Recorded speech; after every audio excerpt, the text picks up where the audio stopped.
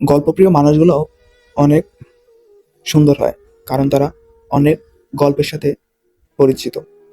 তো আজকের গল্পটাও শিক্ষণীয় গল্প।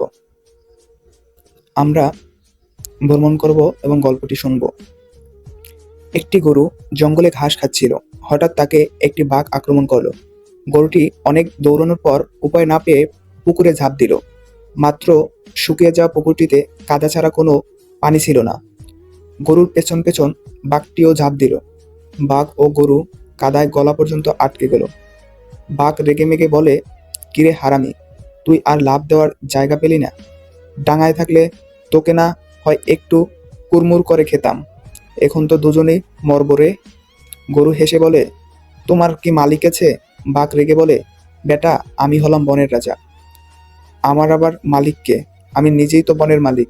গরু বলে, তুমি এখানেই দুর্বল, একটু পর আমার মালিক আসবে, এসে আমাকে এখান থেকে তুলে নিয়ে যাবে আর তোমাকে পিটিয়ে মারবে। বাঘ বড় বড় চোখ করে তাকিয়ে রইল। ঠিকই সন্ধ্যাবেলায় গরুটির মালিক এসে বাঘটার মাথায় বাঁশ দিয়ে কয়েকটা বাড়ি দিয়ে মেরে গরুটিকে টেনে তুলল। গরু হাসতে হাসতে বাড়ি চলে গেল, আর বাঘটি মরে একা একা পড়ে রইল। মূল কথা, আমরা যারা মালিকের উপর ভরসা করি, আমাদের উপর যত বড় বিপদই আসুক না কেন, আমাদের মালিক আল্লাহ ঠিকই আমাদেরকে রক্ষা করবেন। হয়তো সন্ধ্যা পর্যন্ত একটু অপেক্ষা করতে হবে। আল্লাহ আমাদের সকলকে ধৈর্য ধারণ করার তৌফিক দান করুন, আমিন।